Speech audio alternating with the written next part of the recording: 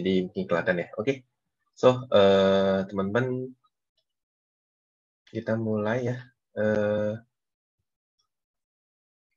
Selamat pagi semuanya. Mungkin sebagian di sini udah kenal, kita nanti sambil nunggu teman-teman yang lain aja.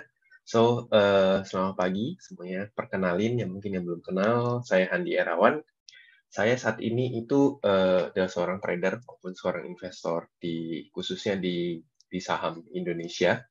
Dan walaupun kita juga sempat ada trading di kripto juga, di forex juga ada, dan saya ini sebenarnya dari House of Trader Community. Jadi kita ada satu komunitas yang kita bangun dari 2021 ya. Jadi itu berawal dari beberapa teman, kemudian kita punya komitmen bareng ya untuk bekerja, membantu, mengedukasi teman-teman di pasar modal ya. Dan House of Trader Community ini kebetulan saat ini lagi merupakan lagi banyak kerjasama juga, kita terafiliasi atau kita bekerja sama dengan beberapa sekuritas, dan kebetulan Akademi Admirals ini juga punya satu misi, satu visi sama kita. So, saya mewakili untuk bekerja sama dengan Akademi Admirals gitu. Oke. So, sekilas saya trading itu mulai dari 2018. Jadi mulai 2018 secara aktif ya, karena di saat itu memang attention-nya adalah buat belajar, buat trading, cari tahu apa sih sebenarnya dunia pasar modal itu seperti apa gitu. So, sebelum kita mulai, saya akan disclaimer on dulu sebelumnya ya, karena apapun yang akan di-share di sini ya, isi presentasi ini didasari oleh analisa teknikal dikombinasi dengan analisa makroekonomi dan juga aliran dana atau money flow. Kemudian analis hanya memberikan pandangan tanpa memaksa pembaca atau penonton untuk membeli saham yang dipaparkan dalam presentasi ini. Segala bentuk kerugian yang terjadi di luar tanggung jawab analis yang memaparkan presentasi ini. Kemudian mohon untuk analisa ulang sebelum melakukan transaksi pada saham tersebut. Oke. So, kemudian mau kita lihat, nah ini ada beberapa pembahasan ya teman-teman yang akan kita bahas pada hari ini. Kita lihat, kita akan membedah satu-satu, walaupun nggak terlalu sedetail mungkin seorang makroekonomi, ya seorang ekonomi, ya. Karena apa? Karena saya sebagai trader, dan trader maupun investor seperti saya itu, kan banyak orang, trader kan nggak perlu belajar ekonomi. Enggak, itu tergantung ya sebenarnya. Tapi kalau stylenya kita di House of Trader Community atau mungkin di Academy Admirals ya, kita tuh belajar semuanya. Jadi mau jadi seorang trader, mau bisa menganalisa kira-kira sektor mana yang akan bergerak, kira-kira sepanjang tahun ini pergerakan di market saham itu seperti apa, itu semua berawal dari apa? Berawal dari makroekonomi, dari kondisi global ya. Nanti kita akan bahas secara nggak terlalu detail lah, tapi secara singkat, at least kita tahu poin besarnya. Kalau ekonomi global itu seperti apa, kemudian Amerika saat ini seperti apa, Euro area ya, Eropa ini akan seperti apa, kemudian China-nya akan seperti apa, dan Indonesia seperti apa. Kemudian kita akan lihat indikator global ya. Ini saya sebut indikator global ya, karena nanti akan juga saya jelasin kenapa indeks Amerika, bonds, DXY ini dolar index, dan juga rupiah ini menjadi satu indikator indikator negara gitu. Misalkan DXY dolar atau rupiah atau mungkin mata uang di negara lain, itu kenapa kita harus memperhatikan itu, selain kita ingin melihat oh ada pelemahan rupiah, oh ada penguatan rupiah gitu. Tapi di balik itu tuh akan jadi satu sinyal lah, duit itu akan kemana, kita dijelasin. Kemudian kita juga akan lihat kondisi emas seperti apa ya. So yang session ketiga kita akan lihat strategi di tahun 2024.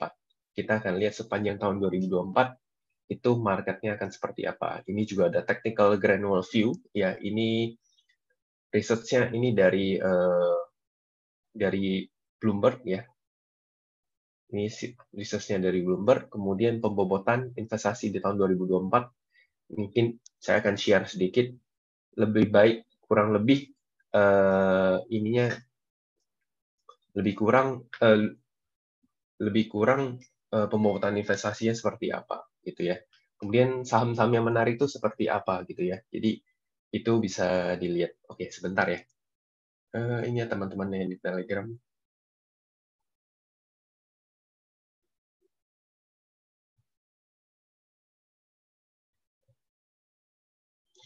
Oke, oke, kita lanjut. Jadi ini ada beberapa topik yang akan kita bahas. Nanti saham-saham menarik itu ada beberapa, saya ngasih beberapa saham lah. Mungkin bisa di trading buat seminggu 2 minggu ke depan. Oke, so dipastiin ikutin ini sampai akhir. Oke, kita akan mulai dari globalnya dulu. Nah, ekonomi global di tahun 2024 ini adalah masa transisi. Kenapa disebut masa transisi? Karena mulai dari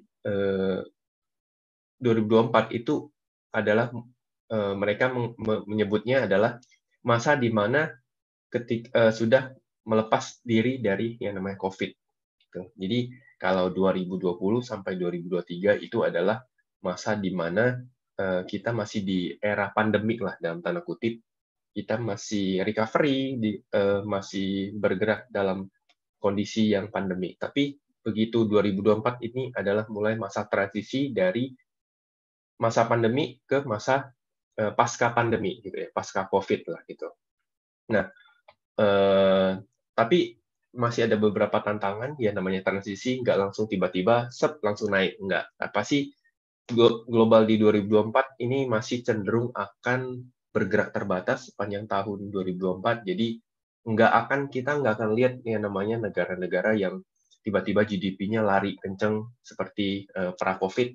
Itu masih belum akan terjadi menurut research yang beberapa yang dibuat ya. Seperti ini kan kalau kita lihat di sebelah kanan ini, teman-teman mungkin bisa lihat US itu diprediksi konsensusnya di tahun 2024 ya GDP-nya akan di sekitar 1 mungkin sampai 2,1 sampai mungkin sekitar 2,4% ya. Kemudian kita lihat di Euro area ada Jerman, Prancis, Italia, Spain ya. Kemudian Asia itu ada Jepang, kemudian ada UK ya. Dan ada China, India, Brazil, Rusia gitu ya. Nah, ini prediksi dari Bloomberg, Goldman Sachs, research dari mereka itu mereka memperkirakan ini akan pergerakan GDP mereka akan bergerak seperti itu.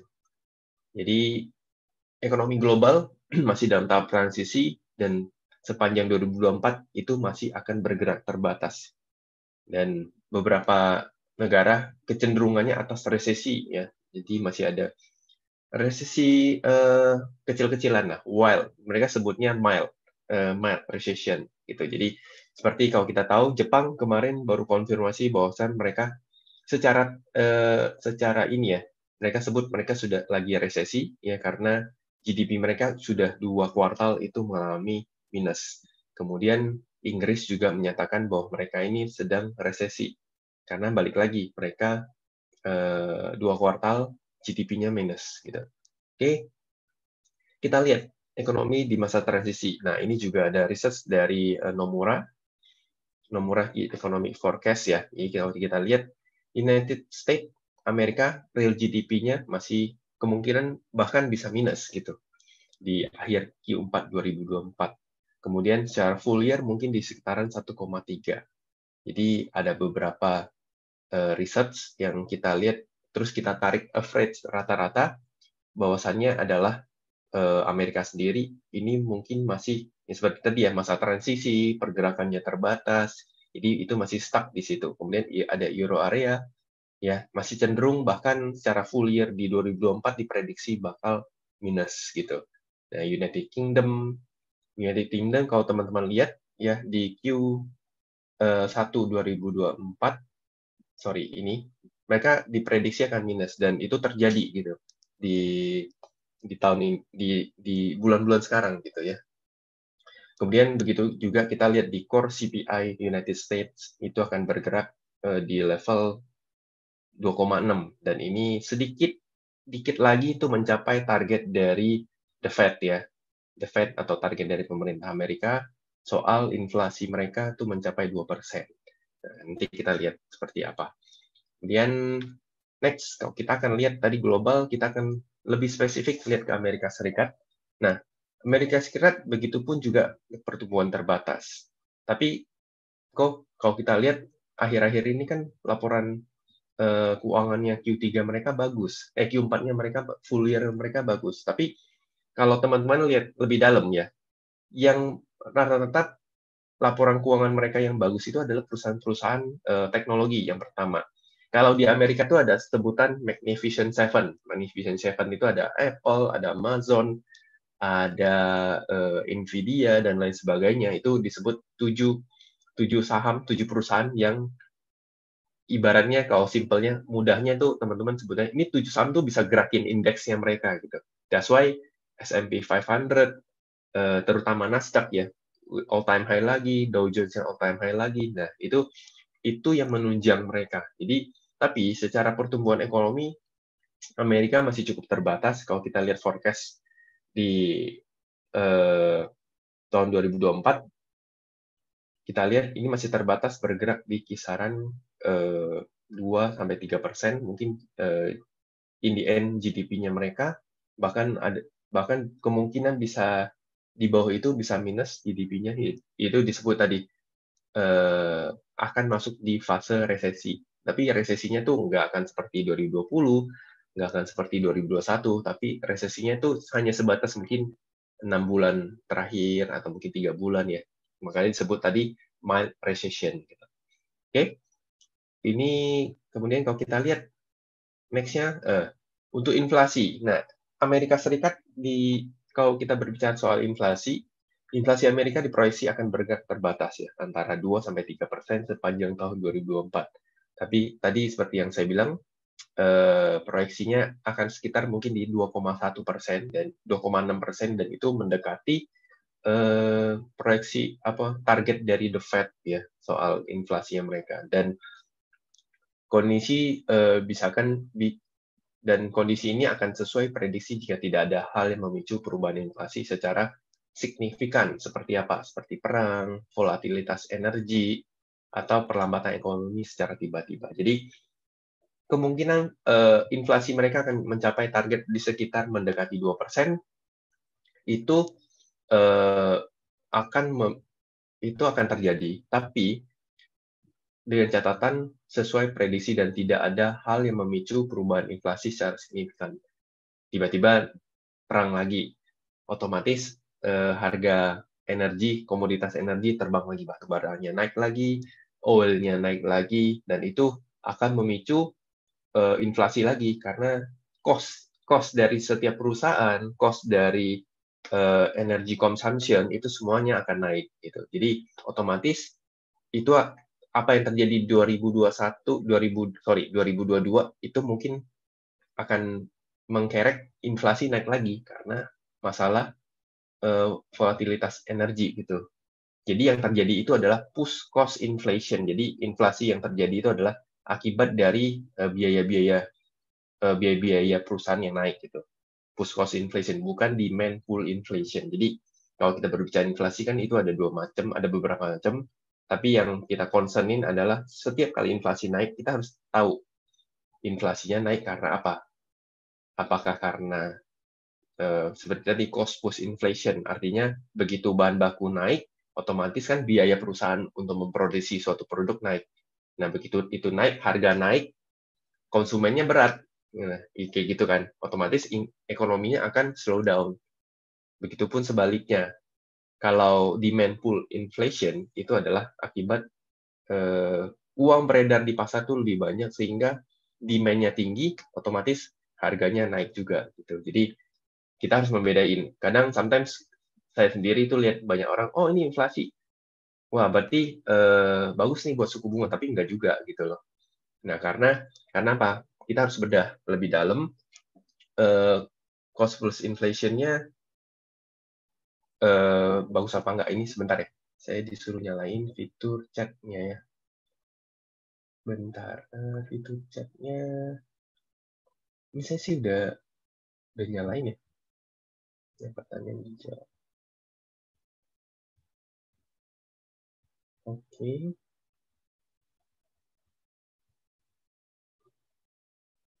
Bentar ya, mohon maaf teman-teman. Obrolan, oh ini ya, oke, udah nyala ya. Berarti ini ada 17 orang di sini.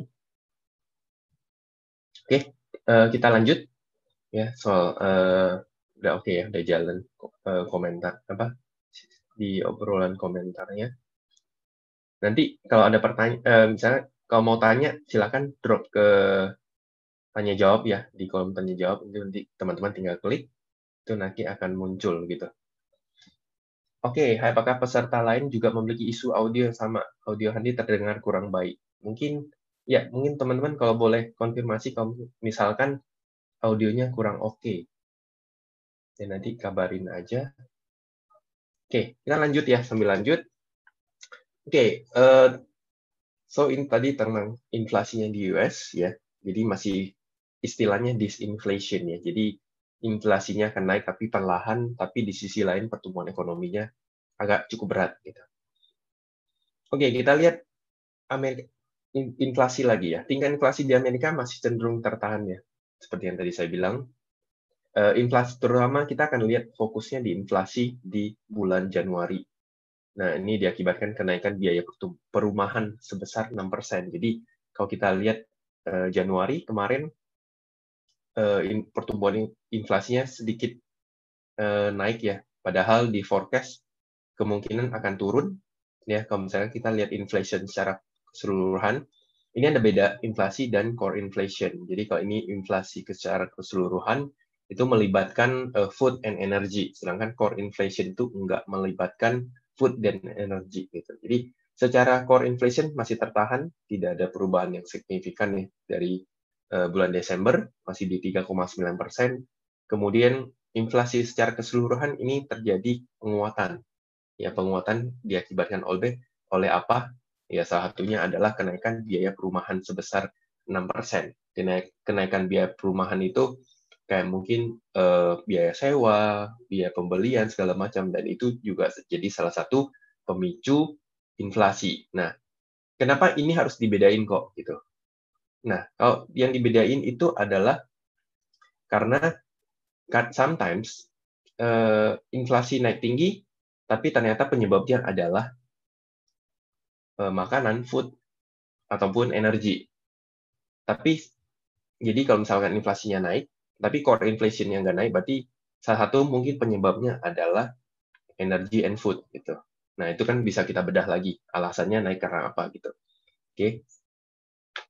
Oke, next. Kita lihat Amerika Serikat berakhir era tingkat suku bunga. Jadi, kalau kita berbicara soal GDP, inflasi, kita nggak mungkin ketinggalan yang berbicara tentang suku bunga, ya karena tiga hal ini berkaitan semua, terutama tingkat inflasi dan juga suku bunga itu semuanya berkaitan. Oke, tahun ini bukan lagi mempertanyakan apakah The Fed akan memotong suku bunga. Itu pertanyaan tahun lalu, 2023. Tapi pasar mempertanyakan kapan dan berapa kali dipotong pada tahun ini. Namun, FOMC terakhir, ya, ini terakhir memprediksi bahwa akan terjadi pemotongan suku bunga sebanyak 4 kali di tahun 2024. Jadi, diproyeksikan tahun ini suku bunga mereka akan dipotong sebanyak 4 kali. Gitu.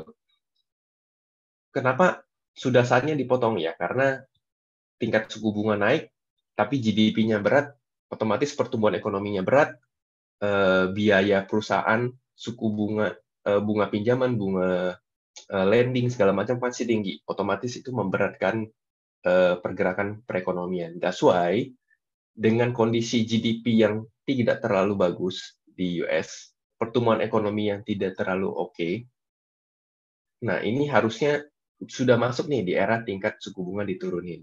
Karena begitu tingkat suku bunga diturunin, otomatis kredit rating, kredit rate ya, suku bunga kredit, kemudian seperti pinjaman, nah itu kan akan lebih ringan. Nah, otomatis itu orang akan cenderung bisa memutar uangnya di pasar. Gitu.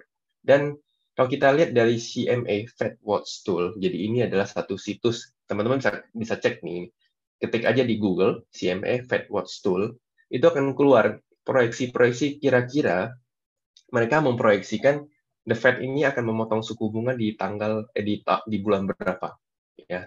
Kalau ini sengaja saya klik di bulan Juni karena proyeksi terakhir itu mereka akan melakukan pemotongan suku bunga tuh di bulan Juni. Dan kita lihat ini ada konsensusnya mereka sebesar 51,9% bahwasannya mereka akan memotong suku bunga di sebanyak 25 basis point. Kan sekarang tingkat suku bunganya mereka itu di level 5,25 sampai 5,50. Ya, 5,25% sampai 5,50%. Dan di Juni diproyeksikan akan terjadi pemotongan sebesar 25 basis point. Apakah ini akan bisa berubah? Kok bisa banget berubah. Tadinya sebenarnya diproyeksikan Maret ini akan pemotongan suku bunga. Dan itu proyeksinya mereka itu mencapai 80%. Tapi begitu FOMC terakhir kemarin, Fed meeting-nya mereka terakhir, itu mereka bilang, Powell-nya bilang, kita masih akan lihat datanya, dan kita belum terlalu yakin dengan pemangkasan suku bunga di tahun ini gitu. Jadi begitu itu keluar, pernyataan itu keluar, proyeksi mereka di Maret itu langsung turun. So mereka kembali memproyeksikan kemungkinan Juni ini akan terjadi pemotongan suku bunga. Kenapa? Karena pasar itu memproyeksi sementara ini market terlihat bagus itu karena sentimen dari salah satunya adalah laporan keuangan. Nah, itu yang memicu. Tapi kalau begitu nanti jobless claim-nya naik, kemudian secara GDP kuartal 1 di tahun 2024 nanti cenderung anjlok. Nah, itu mau nggak mau kan mereka harus ambil keputusan. Harus pemangkasan tingkat suku bunga ini. Gitu. Nanti sambil pertanyaan, kalau misalnya ada pertanyaan, silakan ya, teman-teman. Nanti akan kita jawab. Nah, sama dengan Indonesia, Amerika juga akan melakukan pilpres. Dan kalau nggak salah terjadi di November ya, November atau Oktober gitu. Sorry kalau saya salah. Tapi di kisaran bulan itulah, November atau Oktober gitu. Kalau nggak salah mereka itu pas sama kita pilkada.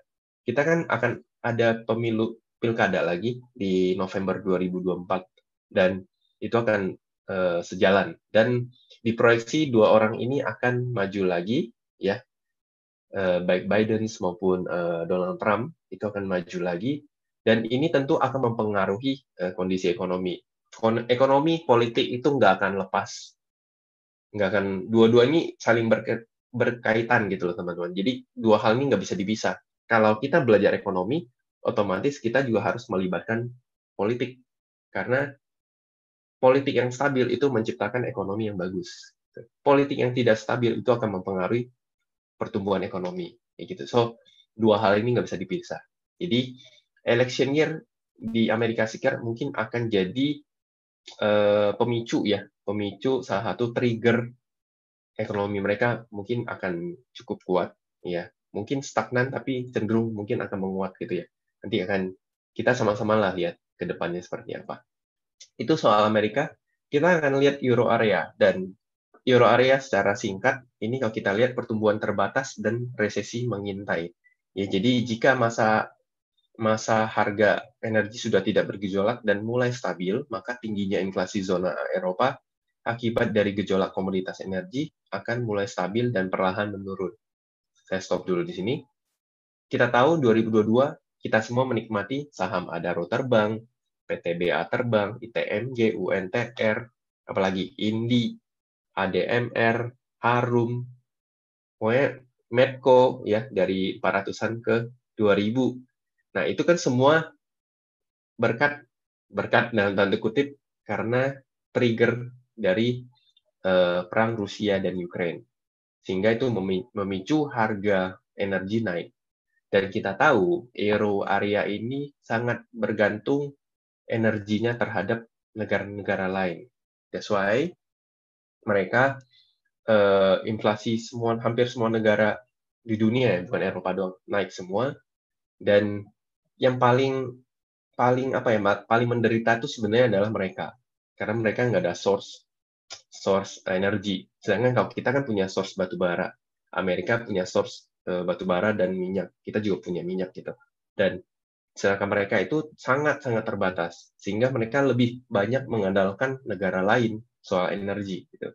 Dan itu memicu inflasinya mereka itu jauh lebih cepat naiknya, lebih parah naiknya ketimbang seperti China, Amerika, termasuk kita gitu, yang negara-negara yang sebenarnya memiliki source energi. Nah, that's why kita lihat maka akan ada kemungkinan pertumbuhan ekonomi bergerak lebih kurang 1%. Hal ini masih dianggap pertumbuhan yang cukup lamban. Eropa masih di bawah level pra-pandemi, sehingga proyeksi pertumbuhan ekonomi mereka di atas pra-pandemi akan terjadi di akhir 2025. Tingkat suku bunga diproyeksi akan terjadi jika kestabilan ekonomi, baik GDP maupun inflasi, sudah berlangsung, dan proyeksi pemotongan tingkat suku bunga di kuartal 3 2024. Sama kasusnya seperti Amerika juga. Mereka untuk tingkat suku bunga akan diproyeksikan terjadi pemotongan itu di kuartal 3 2024, sedangkan untuk tingkat pertumbuhan ekonomi mereka akan kurang lebih di sekitar 1%. Jadi dibanding Indonesia, dibanding China, Jepang, Amerika, Rusia, itu sebenarnya euro area ini yang paling sulit untuk dengan cepat mereka recovery gitu. Karena apa ya? Balik lagi permasalahan energi di mereka ini yang memberatkan mereka gitu. Oke, kita lihat. Iya, euro area pemangkas suku bunga at least second half 2024 ya. Per Juni ini kemungkinan akan mulai mereka European Central Bank ini akan mulai melakukan pemotongan tingkat suku bunga. Gitu ya. Oke.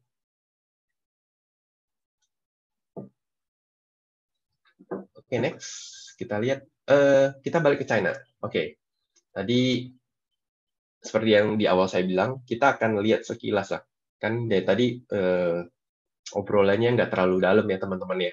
Semoga nggak terlalu dalam, jadi mudah-mudahan bisa dipahami secara garis besar, oh Amerika selama 2024 kemungkinan begini. Karena saya bukan seorang ekonom, ya tentu saya kan akan menyesuaikan kapasitas saya sendiri gitu. Dan saya berusaha untuk bikin teman-teman lebih gampang untuk memahaminya. Dan kita lihat lanjut ke China, penurunan properti dan melambat. Intinya itu. Jadi 2024 bagi China ini masih akan ada stimulus dari pemerintahan mereka guna memancing pertumbuhan ekonomi mereka setelah tertekan sejak pertengahan tahun 2023. Ini kalau teman-teman ingat, China itu jarang memberi pernyataan kepada publik soal kondisi mereka yang tidak baik-baik. Tapi per bulan atau 2 bulan terakhir kemarin itu presidennya mereka Xi Jinping itu mulai keluar statement bahwa iya ekonomi kita lagi sedang tidak baik-baik saja kayak gitu. Dan kok kenapa lu bahas Cina? Karena Indonesia ini kita itu saling berkaitan dengan China, bukan cuma di Amerika tapi juga dengan China. Kita banyak ekspor, kita banyak impor dari China. Jadi that's why ekonomi kita juga akan berkaitan sama ekonominya China, ekonominya Amerika gitu. That's why kita bahas. Jadi semua satu inline. Jadi dari top down analisis gitu ya. Oke, kita akan lanjut. Pertumbuhan ekonomi di China diproyeksi menguat pada semester kedua dan diperkirakan akan mendekati proyeksi pemerintahnya mereka ya, yaitu 5%. Tapi ada masalah besar yang muncul di beberapa bulan terakhir, bulan lalu. Ini adalah kasus properti mereka di mana bulan lalu properti Evergrande-nya mereka dinyatakan pilot. Nah, ini jadi satu hal yang memberatkan perekonomian Cina. Kalau kita lihat floor space ya, pre-sold home and completion-nya mereka, ini kalau kita lihat new residential home sales atau pre-sales-nya itu naik sampai 2021. Tapi begitu masuk 2022, 2023, itu terjadi penurunan. Ya. New residential home completion. Nah, ini juga terjadi penurunan, dan kalau kita lihat pre-sale ratio-nya juga terjadi penurunan. Artinya penjualan properti di China itu menurun cukup pesat.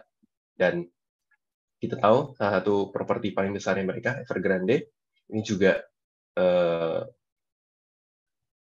dinyatakan pilot, ya, utangnya membludak.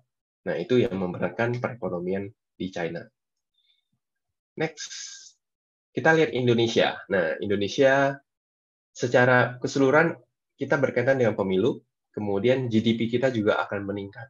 Nah, pemilu sepanjang tahun akan berlangsung di Indonesia, di samping Pilpres masih akan ada pilkada serentak yang diadakan pada November 2024.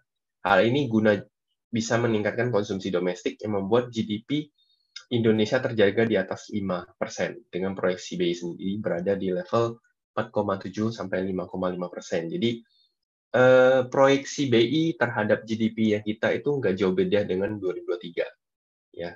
Walaupun kita lagi di tahun politik lah ya, tahun politik, tahun pemilu lah ya, karena kemarin baru selesai Pilpres, kemudian nanti November akan lanjut pilkada serentak di semua wilayah akan melakukan pemilihan kepala daerah, gitu ya. Dan kita lihat PDB-nya mereka, ini PDB-nya kita itu diproyeksikan akan bergerak di sekitar 5,08%. Nah, di tahun pemilu pula kita lihat salah satu pemicunya adalah HHC ini household consumption ya, konsumsi rumah tangga. Ini akan naik juga karena apa? Karena ada government spending, karena lagi tahun pemilu, otomatis ada government spending. Biasanya tahun-tahun pemilu itu government spending-nya cukup tinggi lah, sehingga bisa memicu salah satunya adalah konsumsi rumah tangga mungkin meningkat. Ya, kemudian kita akan lihat investasinya seperti apa nanti. Ekspor kemungkinan akan minus di tahun 2024. Karena apa? Karena tadi faktor China. Ya, Indonesia itu kita sekarang bukan lagi sebagai negara impor, tapi kita udah masuk ke negara ekspor per tahun 2023. Tahun 2023 atau tahun 2022 lah.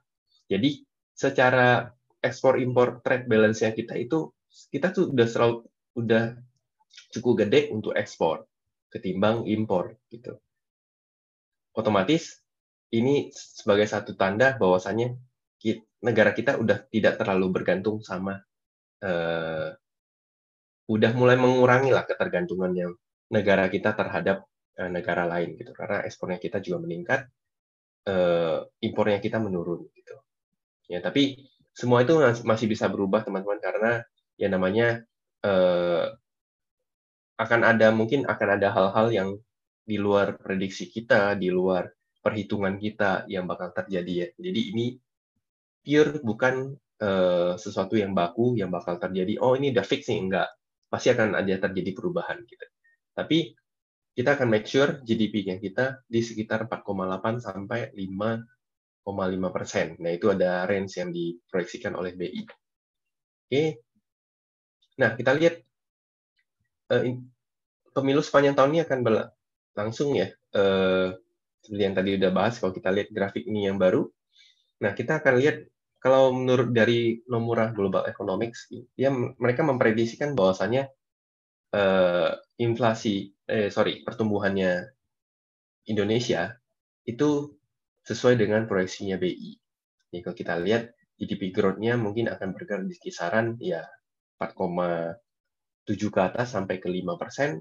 Kemudian kita akan lihat private consumption-nya mungkin masih cukup stabil, government consumption-nya ini yang mungkin akan meningkat ya seiring dengan tahun politik ya, itu akan kita lihat. Nah, cuman masalahnya adalah yang belum bisa kita perkirakan adalah ekspor dan impornya kita untuk 2024.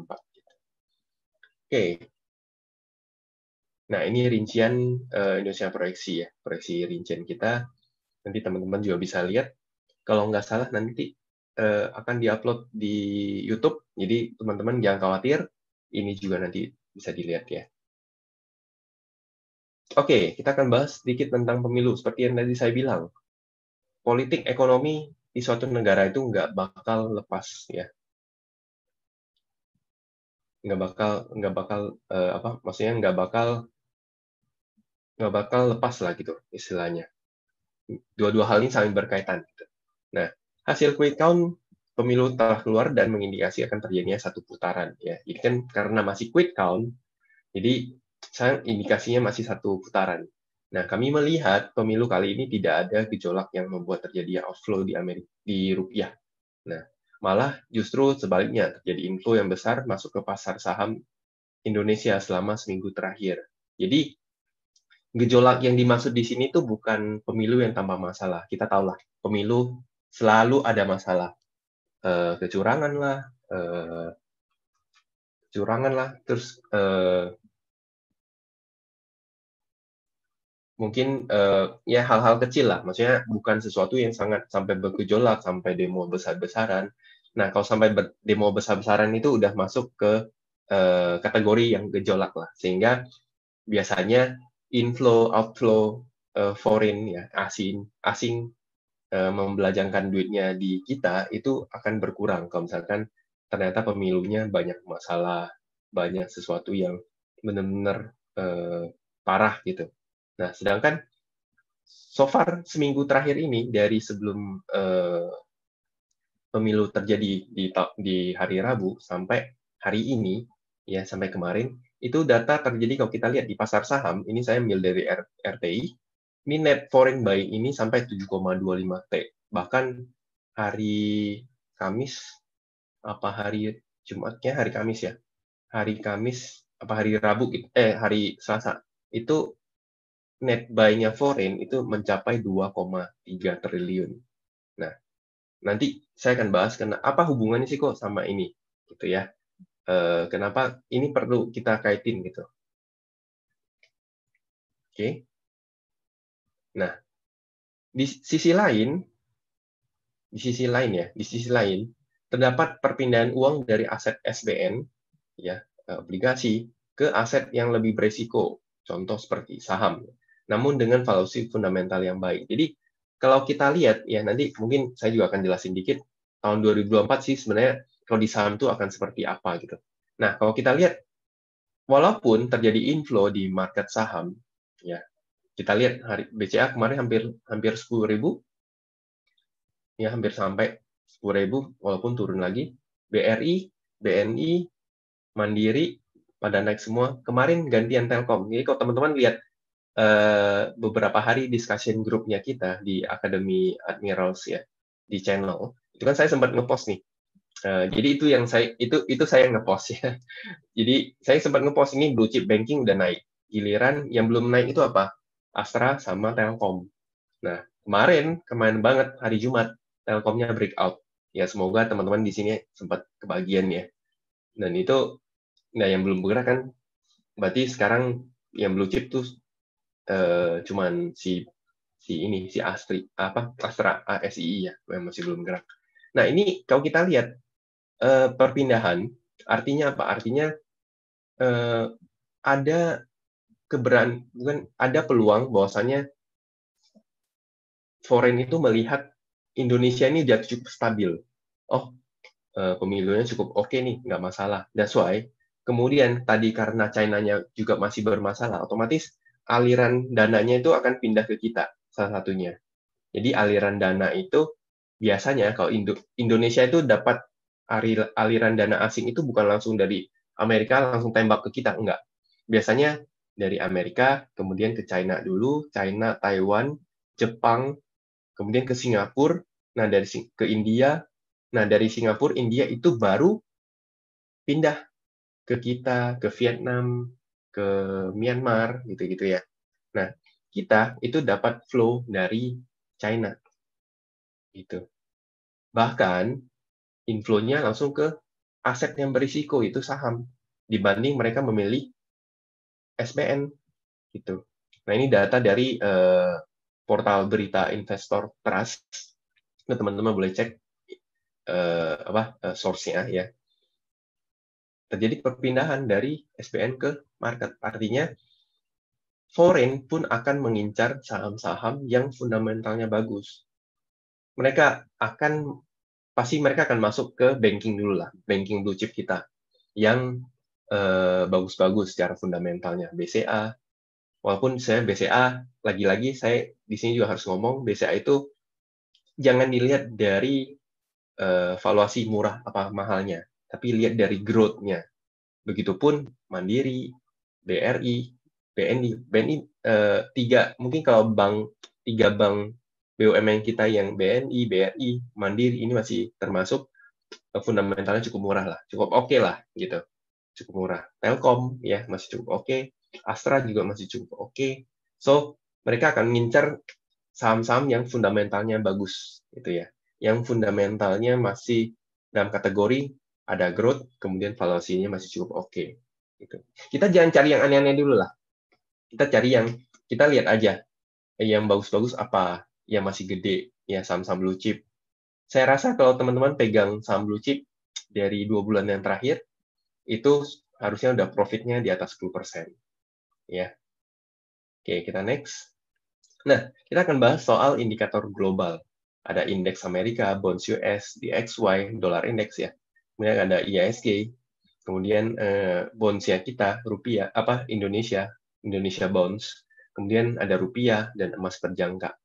Oke, saya akan jelasin tadi sesuai janji saya, kenapa saya mengapa ini disebut indikator global. Nah, sebagai alert money flow di sebuah negara. Contohnya gini, kalau rupiah menguat, artinya apa? Artinya ada inflow masuk.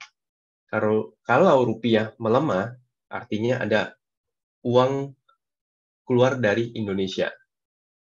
Iya kan?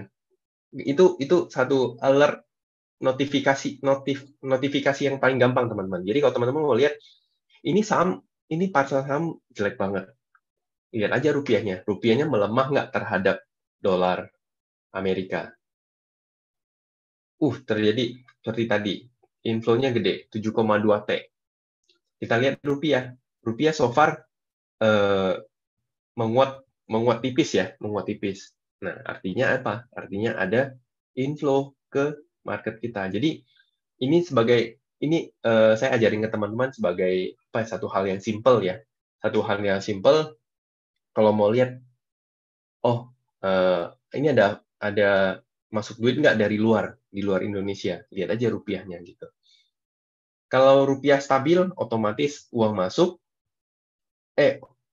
Rupiah stabil, duit masuk, otomatis kemungkinan kondisi negara kita bagus. Kita sebagai retail, kita nggak akan tahu dengan cepat kondisi yang akan terjadi di Indonesia. Tapi dengan kita melihat kondisi rupiah, kita melihat foreign, baik itu inflow maupun outflow, itu akan membuat kita at least kita jauh lebih cepat tahu, kondisi Indonesia ada apa nih gitu. Kalau misalkan nanti rupiah kita makin menguat, sekarang kalau nggak salah di 15.600-an, begitu dia di bawah 15.000, wah itu siap-siap teman-teman, saham kita akan lari. Lihat itu aja gitu. Ya nanti kita sambil lihat. Oke, Dow Jones kita tadi udah bahas sekilas tentang Amerika. Nah, kita akan lihat indeks-indeksnya mereka. Seperti yang tadi saya juga udah bilang ya, Dow Jones Industry, Nasdaq. Ini kalau secara teknikal masih mungkin ini by the way ini adalah weekly ya. Sorry. Ini adalah chart weekly. Ini mungkin dalam jangka pendek mungkin mereka akan turun ya. Ini karena sentimen laporan keuangan mereka. Laporan keuangan mereka cukup bagus akhir-akhir ini. Dan kemungkinan kalau mereka turun, mungkin tadi balik lagi soal GDP-nya, soal tingkat suku bunganya. Tapi begitu the Fed ngekat tingkat suku bunga, otomatis mereka equity-nya akan lari lagi, sahamnya akan lari lagi. Dan ini masih sekitaran ada kenaikan sekitar mungkin lebih kurang 15% sepanjang tahun 2024 untuk Dow Jones Industry. Kemudian kalau kita lihat Nasdaq-nya mereka, mungkin akan ada koreksi setelah pelaporan keuangan mereka keluar di Q4 kemarin. Nah, mungkin kalau udah nggak ada sentimen, ditambah The Fed juga mungkin akan cut rate-nya di Juni, jadi mungkin akan terjadi koreksi sementara dulu. Kayak gitu ya. Tapi kalau kita lihat secara keseluruhan Nasdaq masih ada potensi dia untuk bisa menguat lagi gitu. Oke. Oke, kita lihat S&P 500. Nah, S&P 500 juga sama. Ini dia udah breakout. Ini ada sedikit pola rounding ya. Dan dia udah breakout. Selagi dia masih di atas di harga garis ini, mereka masih cukup oke. Masih akan potensi kenaikan, tapi begitu dia balik ke bawah, nah bagi soon akan terkoreksi gitu ya. Nah, kita akan lihat bonds-nya US ya. Ini yield ya. US 10 year Y ini yield ya. 10 year yield. Ya, ini jadi yang saya lihat adalah imbal hasilnya. Nah, imbal hasilnya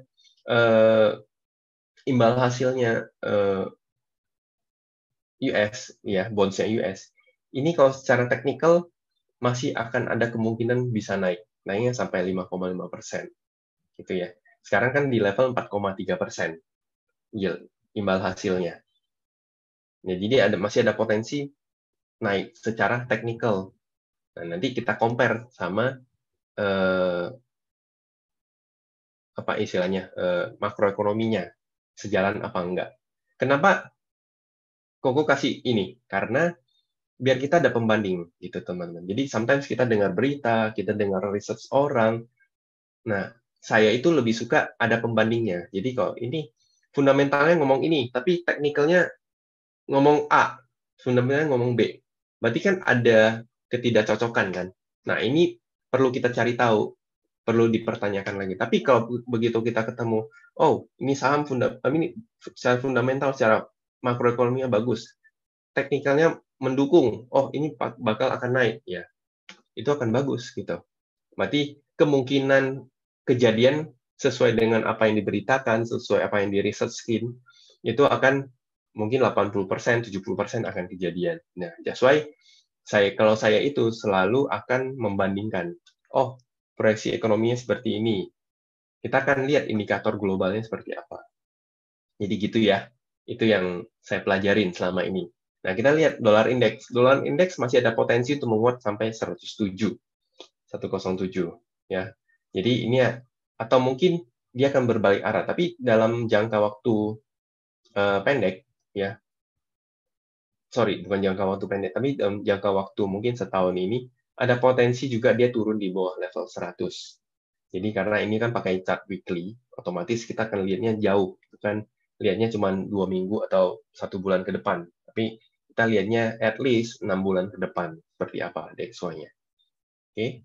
Nah, begitupun seperti rupiah, dolar indeks ini juga jadi alert. Oke, sekarang dolar indeksnya menguat. Nah, duitnya itu lari kemana? Ada 3. Lari ke saham, lari ke bonds, atau lari ke bank, deposito. Nah, itu juga berpengaruh. Kalau duit keluar dari deposito, duit keluar dari bonds, duit keluar dari saham, keluar dari Amerika, otomatis dolarnya melemah. Nah, gampang kan? Jadi kalau mau lihat kira-kira, oh, dolar DXY-nya melemah. Nah, kita lihat otomatis pasti akan ada duit yang keluar dari 3 ini. Gitu. Oke. Next, kita lihat. Nah, kita masuk ke IHSG. Oke. Kita lihat IHSG ini secara weekly. Secara weekly kita terakhir kemarin juga masih menguat. Nah, IHSG ini punya potensi, kalau misalnya teman-teman udah tahu technical, ada cup and handle ya. Cup and handle, dan mungkin proyeksinya akan sekitar mungkin di 7.300 mungkin akan koreksi ini kalau teman-teman lihat. Nanti kita lihat chartnya.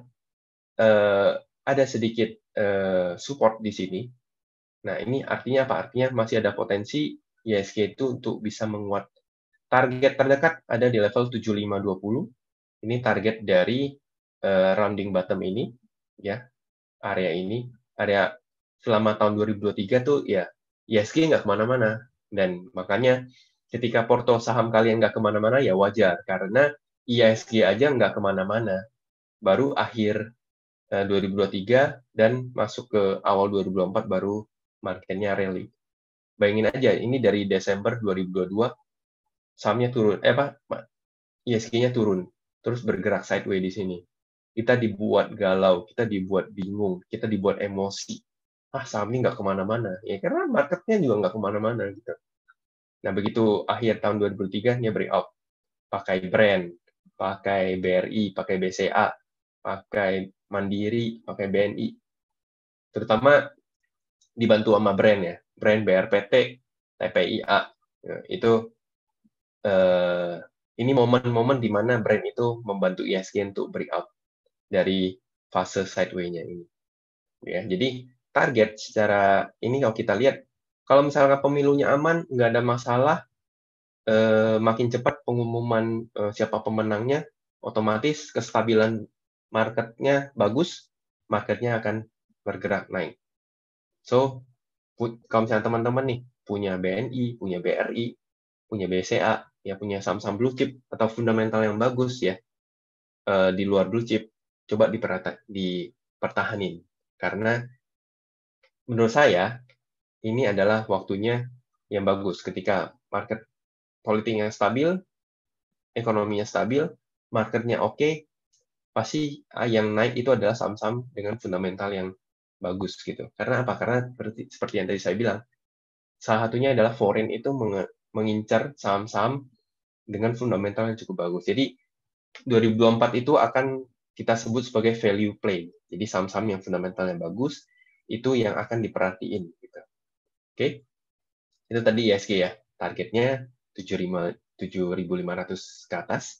Nah, kita lihat bonds ya kita. Kalau di US itu punya US 10 year, kalau kita itu punya ID 10 year. Ya, ini juga kategori acuannya adalah 10 tahun ya. Acuannya selalu menggunakan yang 10 tahun. Dan kita lihat ID 10 years yield-nya kita itu masih di level 6,6%. Ya, kita lebih tinggi. Yield, imbal hasilnya kita di bonds itu jauh lebih tinggi ketimbang US. Tapi secara rating kita nggak sebagus rating negara-negara maju, karena kan kita masih negara berkembang. That's why secara imbal hasil harusnya kita lebih tinggi untuk menarik duit-duit dari luar gitu. Imbal hasilnya tinggi nih, walaupun resikonya sedikit tinggi dibanding misalkan kita letak duit di Amerika, di bonds-nya Amerika gitu ya. Nah, so far kalau kita lihat bonds-nya Indo, ini masih akan kecenderungan untuk imbal hasilnya bisa turun ke level 6%. Tapi di sisi lain juga tidak menutup kemungkinan imbal hasilnya masih bisa naik. Oke, kita lihat. Nah, ini adalah rupiah. Kenapa ada dua target kok secara teknikal? Ya, karena kalau kita lihat ini ada sedikit sebutannya ascending triangle ya. Nah, kalau ini cara bacanya, kalau rupiahnya ini grafiknya naik ke atas, itu artinya rupiah melemah terhadap dolar. Dolar yang menguat, rupiah melemah. Jadi naik ke misalkan targetnya 17.250. Gitu. Kalau dia turun, berarti kita ke kisaran 14 ribuan. Nah, kalau kita cuman, nah ini salah satunya, gunanya seorang trader itu belajar fundamental maupun teknikal. Kenapa? Karena kalau orang cuma belajar teknikal, lihat, wah ini ada ascending triangle nih, rupiah kita bisa ke 17.000. Bayangin aja, rupiah kita terhadap dolar tuh 17.000 per dolar. Sakit nggak? Sakit. Berasa. Tapi makanya kita harus diimbangin sama fundamental, diimbangin sama makroekonominya. Ini masuk logika nggak kalau misalnya sampai ke sini? Ada potensi nggak? Gitu. Ini mungkin bisa potensi kalau Indonesia rusuh. Kuncinya itu. Ini akan terjadi, rupiah akan ke 14.000 kalau ekonomi Amerikanya mulai jelek, kitanya stabil, pemilunya kita bagus, ya lagi-lagi pemilu yang bagus itu bukan artinya siapa yang menang, tapi pemilu yang dinilai itu stabil, tidak mengguncang aktivitas perekonomian negara. Gitu. Nah, itu sangat memungkinkan dolar turun, Indonesia turun, sorry bukan turun, tapi rupiah kita menguat ke level 14 ribuan per dolar, gitu ya. Oke, next. kita akan lihat XAU USD ya. Ini adalah emas. Nah, kenapa emas kita libatin? Karena ini adalah salah satu hedging ya, nilai lindung. Jadi kalau misalkan tiba-tiba beberapa negara besar itu bergejolak, tidak stabil, otomatis investor itu rata-rata akan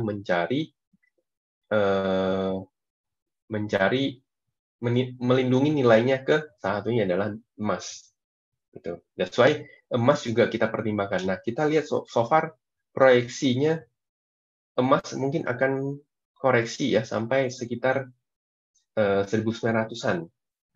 Jadi buat teman-teman yang pegang saham emas mungkin bisa sambil perhatiin juga ya XAU emas dunianya seperti apa ya. Oke, ini adalah tactical granular view ya. Ini dari Bloomberg. Jadi biasanya kalau mereka fund mereka itu akan menilai, mereka kan punya duit dan kelolaan besar. Dan itu nggak cuma di US doang, tapi mereka ada di Eropa, ada di Inggris, ada di Jepang. Ini DMAI Megaforce ini adalah develop market dengan mencari perusahaan-perusahaan yang memiliki teknologi AI. Jadi AI ini juga akan menjadi salah satu hal yang menarik di perusahaan-perusahaan di luar Indonesia. Misalkan di Amerika, di Taiwan, ya, di China, di Inggris, di Jepang, ya. Jadi mereka akan mempertimbangkan salah satu adalah AI. Ya, selayaknya kalau dulu zaman-zaman kripto lagi rame. Nah, 2024 ini akan jadi tahunnya salah satu mempertimbangkan adalah adanya perusahaan yang fokusnya di AI gitu. Ya, ini akan mereka plus satu ini adalah mereka akan penambahan bobot. Netral artinya mereka nggak terlalu cenderung menambahkan posisinya mereka di misalkan kalau di UK, maka mereka mengurangi posisi mereka di Amerika dan juga Eropa. So, yang kita fokusnya adalah emerging market karena kita sebagai emerging market. Mereka menilai emerging market itu adalah netral. Ya, we see growth on a weaker trajectory to see only limited policy stimulus from China. Seperti yang tadi saya bilang kan, lebih negara berkembang itu akan memperhatikan China. Kalau China bisa berbalik, GDP-nya, pertumbuhannya otomatis akan bagus. Dan itu akan mengerek negara berkembang yang lain. India, kita, Malaysia, Vietnam, dan lain sebagainya. Gitu. Tapi mereka satu sisi masih netral. Begitupun mereka terhadap China juga masih netral. Karena mereka melihat China masih belum akan bisa recovery secara cepat di tahun ini. Nah, gimana dengan pembobotan investasi 2024? So, ini ada disclaimer ya. Ini saya bagi beberapa konservatif, moderate, agresif ya. Mungkin saya rasa mungkin teman-teman di sini nggak semua duitnya di saham ya. Mungkin ada yang di bonds juga dari tahun lalu. Mungkin kalau dulu belajar sama Ko William, harusnya Ko William sempat merekomendasikan beberapa bonds obligasi ya, FR, ORI, segala macam. Nah, pembobotan investasi 2024 itu kalau menurut saya, kalau misalnya teman-teman konservatif, nggak apa-apa punya bonds, alokasi asetnya di bonds itu sebesar 80%. 20% di saham blue chip. Saham blue chip ya kayak BCA, BRI. Tapi kok kan sekarang BCA, BRI udah lagi tinggi. Apalagi udah mau dividen di Maret. Ya, tunggu sampai begitu dividennya udah lewat, kan biasa tuh dari Maret mereka akan mulai koreksi sampai sekitar April, Mei. Nah, begitu April, Mei kalian cicil beli tiap kali dia turun 5%, 3% beli, cicil beli gitu. Kita nggak usah lihat, mungkin itu lebih advance kalau kita mencari saham-saham perusahaan yang fundamentalnya bagus lah di luar blue chip. Tapi kalau buat teman-teman yang masih belajar, masih bingung ya, tapi mau alokasiin asetnya ya, pilihannya ada di saham blue chip. Banking kita masih kuat, Telkom masih oke, Astra mungkin karena banyak isu, tapi so far harusnya secara fundamental nggak terlalu begitu terganggu, ya, dia cukup oke. Moderat, mungkin bisa mempertingkatkan bonds, 40% di saham blue chip, atau mungkin mau 50% juga oke, nggak masalah. Ini untuk pembobotan sepanjang tahun 2024, ya. Agresif, seperti saya, agresif. Bisa aja semuanya di saham, tapi dibagi tetap. Mungkin pembobotannya 60% di saham blue chip, 40%-nya di saham-saham yang kita tradingin lah, kayak gitu. Mau pakai 20% di bonds, 40% di saham blue chip, 40% di saham trading juga oke. Masih oke lah, masih cukup oke. Jadi ini nanti teman-teman bisa pertimbangin, ya. Ini cuman, dan ini disclaimer on, ya. Disclaimer on, karena balik lagi, seperti yang kemarin saya bilang, ada yang nanya, gimana sih alokasi portfolio? Alokasi portfolio itu, tadi kemarin sempat ada bilang, alokasi portfolio itu lebih ke art, bukan sains. Setuju? Karena apa? Karena bergantung sama total aset kalian, kebutuhan kalian. Baru habis itu sisa aset kalian yang itu dialokasi di investasi itu seperti apa. Belum lagi profile risk kalian. Profile risk saya sama kalian tuh pasti akan beda. Mungkin kalau saya cenderung lebih agresif, nah kalian belum tentu. Atau mungkin kalian lebih agresif dari saya, yang ada aja gitu. Nah, makanya nggak ada ketentuan yang baku dalam merelokasiin pembobotan di portfolio investasi kita. Karena balik lagi kita harus telaah lebih dalam profile risk seperti apa, kebutuhannya seperti apa, sisa aset yang akan diinvestasi itu berapa persen dari total aset yang ada, itu semua dipertimbangkan gitu ya. Oke, next. Nah, saham apa yang menarik? Ini ada beberapa, BBTN, ASI, ini tapi ya tadi saya skip ya. BBTN, Astra, ADMR, PANI, CTRA, NISP, PTBA. Ya, kita akan lihat satu-satu. Nah, sebelum saya lanjut ke sini, mungkin ada pertanyaan dulu dari teman-teman. Sorry kok, nggak bisa keluar suaranya ya. Oke, sudah saya jawab langsung. Nih, teman-teman, kalau misalnya ada yang mau ditanyain, silakan ya. Ini suara saya jelas sih harusnya ya. Dari tadi harusnya jelas kan ya. Oke ya, aman ya. Soalnya ada beberapa yang ini ya. Oke, sip. Nah, ini so far sebelum kita masuk ke pembahasan ini ya, nanti kan ada tuh saya jelasin nanti. Ya, jadi kita masih akan bahas. Oke, kalau nggak ada kita lanjut. Nah, saham apa yang menarik untuk at least 2 minggu ke depan ya. Oke, saya akan ngandalin begitupun dengan trade plan-nya. Jadi balik lagi disclaimer on ya, karena kita bersifat nggak memaksa teman-teman untuk beli, tapi kita hanya memberi, ini adalah saham-saham yang oke gitu. BBTN kalau kita lihat by technical dulu, by technical dia ada running bottom dan cukup lama ya, dari 2023 dia udah bergerak bolak-balik di level 1.200 sampai 1.400 ya. Nah, ini juga BBTN ini kan salah satu bank yang prioritasnya ada di kredit properti ya, kredit properti. Jadi soon kalau propertinya bergerak ya mereka juga akan bergerak gitu. Mereka akan bergerak ya. Jadi by technical kalau dia break 1.400 itu teman-teman boleh pertimbangkan untuk masuk ya. Dengan target price-nya itu di sekitar 1.660. Jadi target price-nya di sekitar ini, dan kalau misalnya nggak kejadian malah turun, jaga stop loss-nya di 13.40 ya. Nah, kenapa? Ini adalah salah satu saham yang menurut saya blue chip versi kecil. Jadi kalau di saya itu blue chip versi BBTN secara fundamental, secara valuasi juga masih bagus. Performa kinerja laporan keuangannya juga masih cukup oke.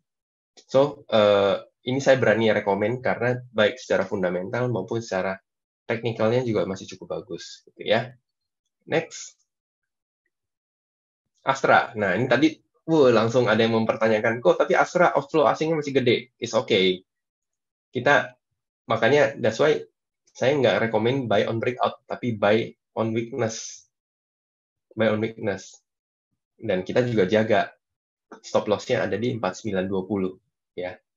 4920. Nah, kita lihat Astra ini lagi banyak isu. Toyotanya kemarin ada apa? Kasus Daihatsu-nya masalah soal uji keselamatannya yang tidak sesuai standar Daihatsu-nya. Kemudian Toyota ada beberapa mobil yang di recall ya. Dan itu jadi sentimen jelek lah akhir-akhir ini. Nah, tapi apakah sentimen, kalau kita berbicara fundamental, apakah sentimen itu sangat berpengaruh terhadap Astra Internasional? Menurut saya enggak. Kenapa? Karena mungkin secara langsung enggak, tapi secara tidak langsung mungkin sedikit lah. Mungkin pengaruhnya di mana? Pengaruhnya di penjualan kendaraan mobilnya. Itu mungkin jadi pengaruhnya Astra lah. Tapi kita tahu Astra itu kan bisnisnya enggak cuman kendaraan bermotor. Kalau kalian tahu lini bisnisnya Astra itu 49% itu ada di kendaraan bermotor, which mean mobil maupun motor roda 2 ya.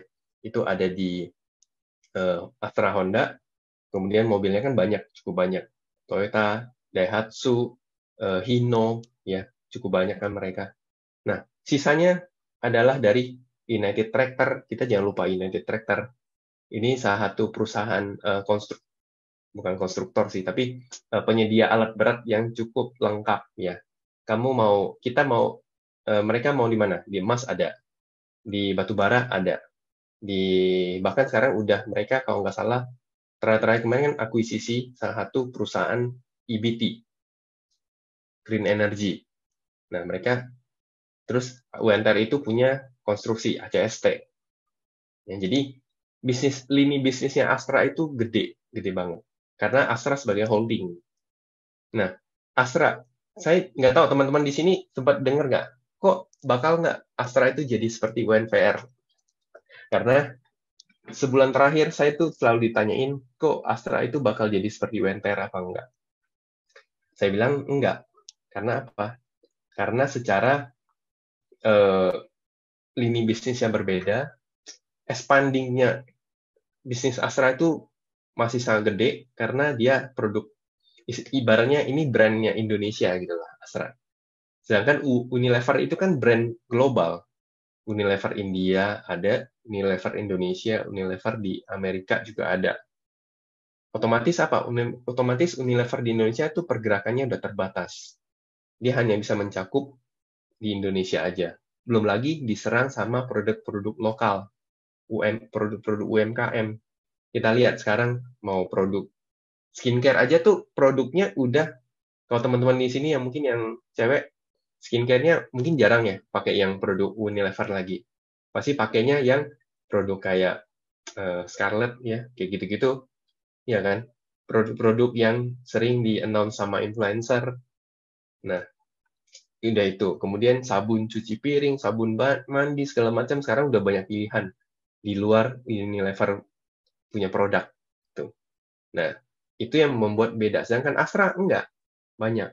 Astra untuk khusus lini kendaraan bermotornya baru akan mulai masuk ke electric vehicle. Mereka belum berkembang. Gitu. Belum mengembangin si kendaraan EV-nya mereka. Gitu. Jadi masih bertahan. Jadi masih ada ruang untuk mereka berkembang. Nah, itu yang membedakan, menurut saya, membedakan antara Astra dan juga Unilever. So, biasanya Astra itu punya kecenderungan akan naik per Februari akhir sampai Maret. Karena biasanya Maret sampai Mei mereka itu akan ada pembagian dividen, kemudian ada RUPS gitu ya. Walaupun jangan mengharapkan dividennya Astra itu sebesar yang tahun lalu. Itu eksepsional. Ya, ingat dividennya Astra untuk laporan tahunan 2023 itu nggak akan sebesar dividen di tahun 2022 untuk laporan buku 2022 ya. Itu nggak akan. Tapi kemungkinan akan seperti tahun-tahun sebelumnya. Kayak gitu. Itu tadi Astra. Kemudian kita lihat ada ADMR ya, ada raw mineral. Ini juga by technical bisa diperhatiin karena secara jangka besar dia ada ascending triangle. Ini tinggal dia break 1550. Ini dia udah bisa dan bertahan di atas 1550. Ini dia akan mulai mencoba untuk rally. Jadi teman-teman saham-saham yang direkom ini tuh lebih cenderungnya untuk lebih swing ya. Jadi mungkin beberapa yang bisa ditinggal, yang nggak terlalu volatile, jadi bisa teman-teman bisa pertimbangin. Ya, ini untuk ADMR, targetnya ada di sekitar 2.300 dengan kalau misalnya nggak kejadian, batasin resikonya di level 1.400. Oke, kemudian PANI. Ya, PANI setelah rai isu kemarin, rai isu yang cukup besar, mereka juga punya sentimen soal IKN, ya. Ini sentimen yang perlu diperhatiin. Jadi buat teman-teman yang punya profile risk yang cukup tinggi, boleh trading di PANI. Kita buy on weakness saja. Buy on weakness-nya di level 5.100 sampai 5.300. Lebih aman. Jangan beli sekarang, nanggung. Jadi tunggu aja di bawah ini. Atau tunggu nanti dia break. Break berapa nih? 6.000 ya. Di level 6.000. Break level 6.000, targetnya ada di 7625 ya. Jadi untuk mencapai target 7625, dia harus break level 6.000-an ini dulu.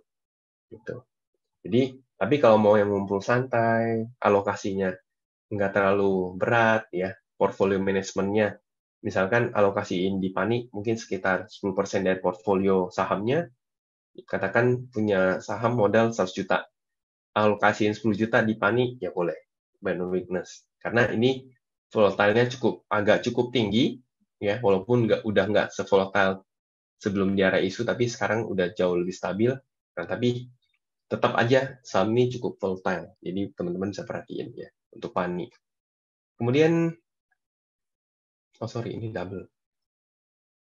CTRA, Citra. Nah, kalau misalkan nggak terlalu nyaman sama PANI, Ciputra Development ini juga bisa diperhatiin ya, CTRA. CTRA so far udah confirm ya, inverted head and shoulder, dan sekarang lagi konsolidasi, dia punya target di 1.400. Jadi teman-teman boleh perhatiin, boleh akumulasi di level 1.200 sampai 1.230. Nah, ini boleh diperhatiin buat teman-teman. Buat bekal. NISP. Nah, ini adalah calon-calon saham banking yang secara valuasinya bagus, fundamentalnya oke, bisa disebut next-nya blue chip, ya. Atau mungkin blue chip tier 2 lah, gitu. Tier 2, tier 3 lah. Nah, NISP ini cukup menarik. Kita lihat secara konsolidasinya cukup lama ya. Dari Agustus 2023, konsolidasi terus, tapi begitu dia break di level ini, garis ini, 12, sorry, ini berapa ya? Di atas, ya, 1.300, begitu dia break 1.300, dia akan memiliki target secara teknikal di level 1540. Nah, jangan lupa juga batasi resiko ketika dia mulai di bawah 1.200. Begitu dia break ini kan otomatis channel uptrend-nya patah ke bawah. Nah, berarti udah jelek gitu. Begitu di bawah 1.200, ininya gagal. Dia akan turun. Nah, kalau nggak salah, laporan keuangannya udah keluar, ya kalau nggak salah ya. Nah, dia masih akan ada dividen. Jadi itu mungkin jadi sentimennya NISP. Oke, next. PTBA. Nah, PTBA, kita tahu PTBA punya dividen yang cukup gede, ya. Tanda kutip sapi perahnya BUMN.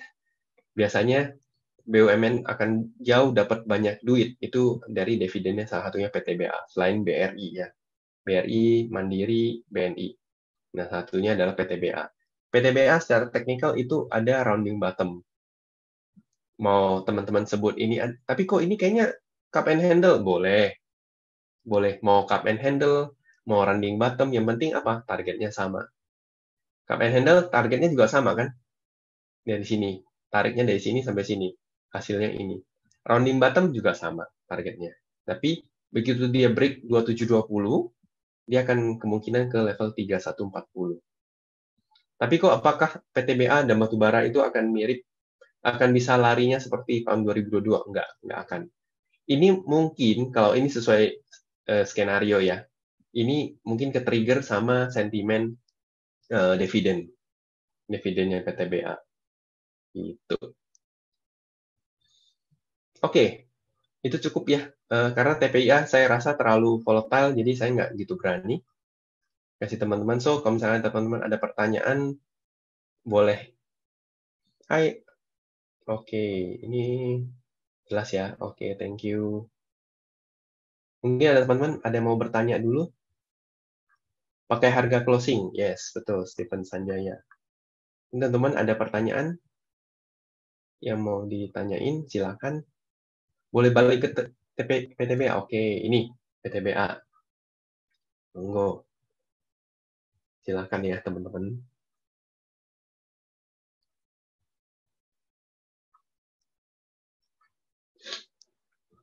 Oke, mungkin masih ada pertanyaan seputar saham. Silakan seputar, kalau misalnya mau bertanya, silakan ya.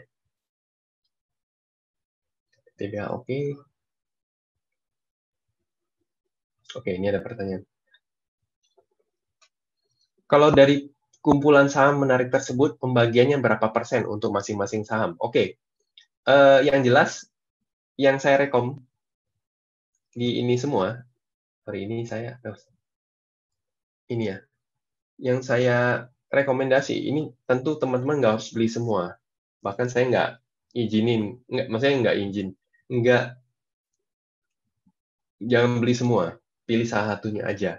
Pilih, mungkin kalau teman-teman, misalkan portofolio sahamnya tuh masih mungkin cuma 1-2 saham, nah mungkin bolehlah tambah 2 maksimal 3 dari saham ini gitu.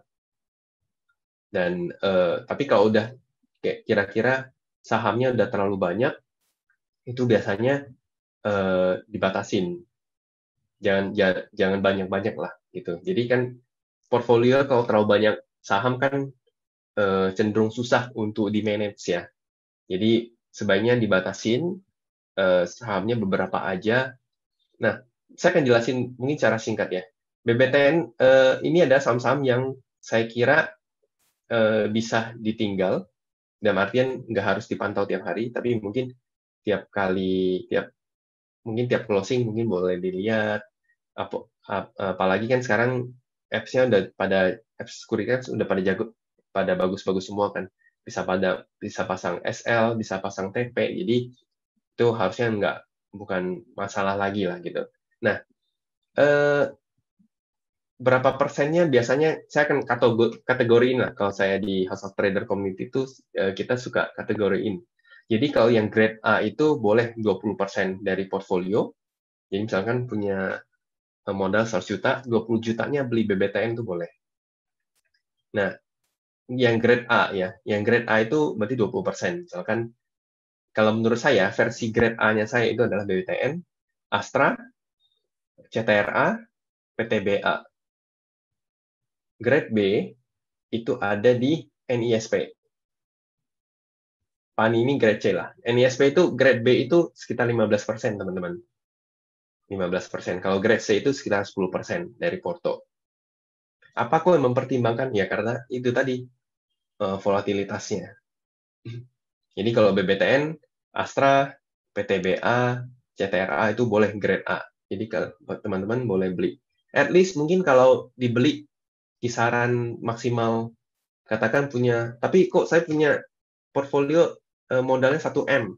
Ya, maksimal 200 juta. Kalau kalian terbiasa dengan belanja segitu besar, ya is okay, nggak masalah. Gitu. Tapi kalau kalian belum terbiasa belanja segitu besar, ya jangan. Jadi sesuaiin sama kenyamanan kalian investasi, kenyamanan kalian terhadap trading kalian gitu. Jadi kalau misalkan kalian punya duit 1 miliar nih masuk di porto saham, tapi kalian kalau belanja 100 juta, terus cuman turun 2 tik udah getar, udah takut, ya berarti psikologi kalian itu belum sejajar dengan modal yang ada.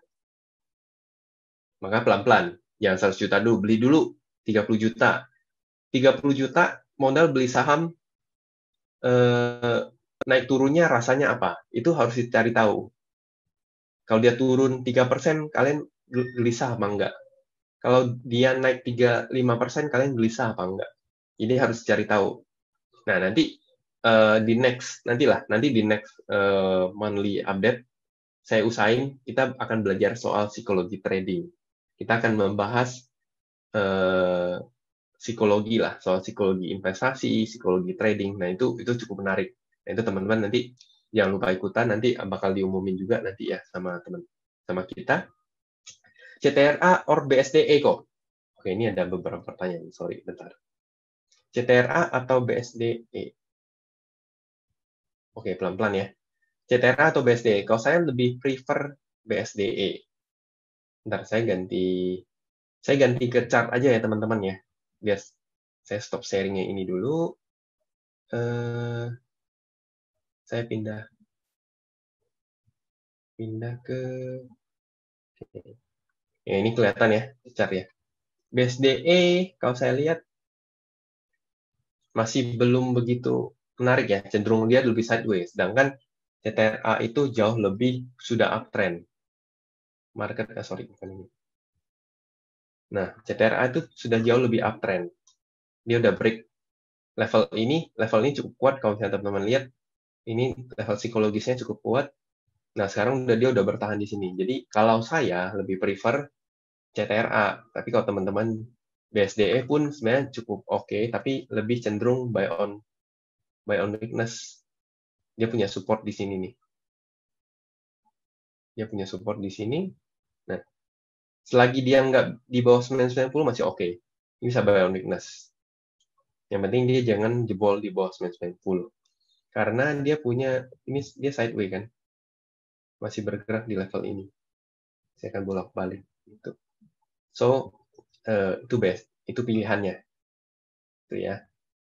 Kemudian kalau energy company lain selain mining, bagaimana kok oil and gas dan saham-saham yang company AI associate mana yang perlu kita pantau? Di Indo masalahnya nggak ada company AI associate, jadi kita nggak kedapetan yang AI.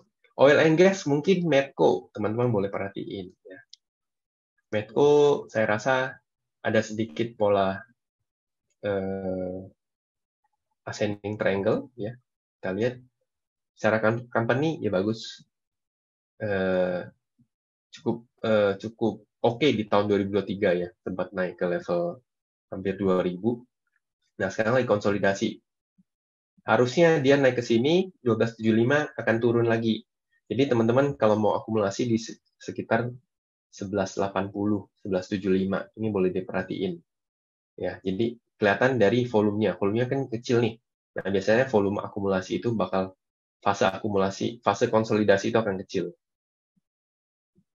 Tapi begitu dia break di atas 1280 atau 1300, targetnya paling dekat di 15 ribuan. Nah, itu si Medco. Pegas cukup oke. Pegas nih, kemarin kalau nggak salah saya sempat share di kolom komentar ya, di channel, ada yang nanya soalnya. Pegas, ya ada rounding bottom, confirm dia akan jalan itu kalau dia break 1200 atau 1195. Begitu break ini, targetnya dekat-dekat 1325. Kok ini tapi ada inverted head and shoulder? Ya, terserah. Tetap aja kan. Mau dia inverted head and shoulder, mau dia rounding bottom, targetnya kan tetap sama. Nah, kalau misalnya teman-teman mau pakai gini, bisa juga. Yang penting kan targetnya, teman-teman. Bukan polanya, gitu. Ya, rounding bottom, ini ada targetnya sampai ke 1325. Gitu. Oke, ini ada pertanyaan. Kalau dari kumpulan, oke, ini udah ya. Sudah jawab langsung. Selesai. Mau tanya kok pandangan tentang saham teknologi dan bank digital di tahun ini. Eh, Bank digital, kita bahas ya, saham-saham teknologi. Saham-saham teknologi saya rasa secara fundamental, secara bisnis, saya rasa yang listing di saham di bursa itu masih cuman kalau saya lihat mungkin cuman Goto buka eh tadi saham teknologi ya. Goto buka dua itu mungkin yang paling masih oke lah. Goto masih ada sentimen, tapi Goto itu cenderung lebih ke eh, sentimen aja gitu. Mungkin mereka akan bergerak secara berbarengan baik itu saham teknologi maupun banking digital kalau terjadi pemotongan tingkat suku bunga. Itu triggernya, trigger sentimen ya. Jadi saya sepertinya saya butuh jelasin, yang namanya sentimen itu belum tentu kenyataannya kejadian. Sentimen itu ibaratkan korek api, nge-trigger doang, sahamnya akan gerak. Karena kok bisa gitu kok? Karena asumsi pasar. Kalau asumsi ini ada 100 orang nih di satu pasar, 70% asumsi kalau misalkan begitu suku bunga dipotong, saham teknologi akan lari. Ini saham teknologi akan lari karena 70% orang ini akan beli gitu. Nah, itu yang menyebabkan harga contoh Goto akan naik ketika tingkat suku bunganya dipotong. Kayak gitu ya. Cara berpikirnya tuh kayak gitu. Jadi lebih sentimen itu belum tentu kenyataan kejadian, belum tentu kenyataannya kejadian. Tapi sentimen penggerak market iya gitu. Mau dia naik, mau dia turun, ya nama sentimen tetap sentimen gitu. Jadi jangan teman-teman tuh nyamain artinya sentimen sama kenyataan. Jadi sentimen itu belum tentu jadi kenyataan gitu ya. Oke. Dan bank digital saya rasa yang masih menarik itu ada Arto. Saya ngelihat Arto paling mending di antara bank digital yang lain. Kenapa? Tokopedia baru dijual oleh Goto ke ByteDance, TikTok. Otomatis dapat duit. Duitnya salah satunya akan dialiri ke Arto. Lini bisnisnya Goto sekarang sisa apa? Arto, Gojek. Ya, Arto, Gojek. Nah, sekarang Arto ini bergerak di bisnis banking. Dia punya dari penjualan penjualan Tokopedia otomatis dananya ini pasti akan dipakai untuk kembangin Arto karena Arto salah satunya bisnisnya mereka yang masih bergerak ya, masih oke, masih bagus. Sekarang kita bisa tahu ada GoPay. Kalian tahu nggak GoPay itu sekarang udah bisa deposito di GoPay itu udah bisa sekarang. Nah, banknya pakai apa? Ya Arto. Masih ada Bevin, Arto sama Bevin. Bevin ini kan lebih ke ini ya. Sorry, bukan ini. Bevin itu lebih ke saham, bukan saham, tapi Bevin itu lebih ke bank yang disediain untuk driver Gojek, ya, untuk pinjaman gitu-gitulah. Nah, jadi kalau saya pribadi itu saya masih melihat yang menarik itu Arto, mungkin satu lagi Bevin gitu. Tapi kalau kayak BBYB, kayak Agro, atau mungkin yang lain yang BGTG, Befik, Amar, saya rasa itu kurang kurang bagus, gitu. Kurang oke. Nggak ada fundamentalnya, justru nggak kelihatan banget.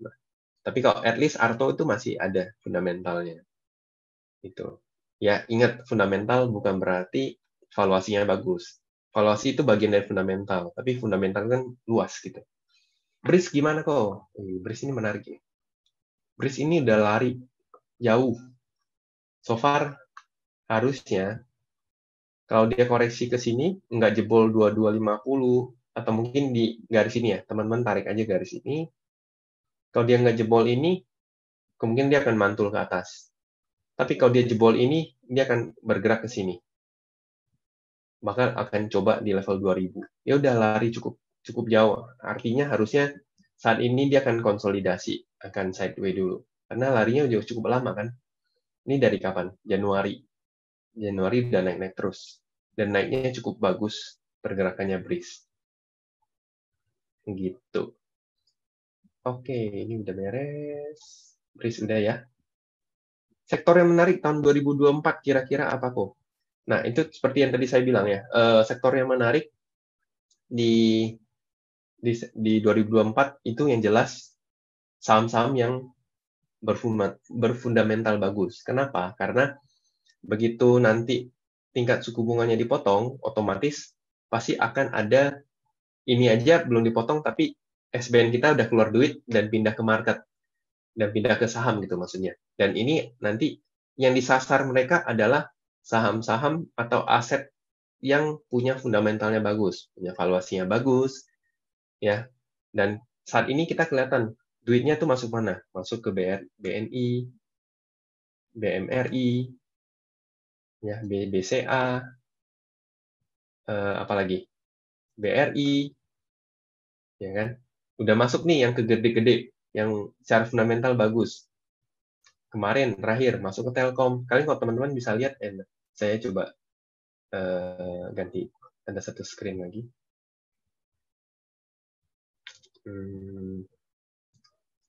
Stop bit ya.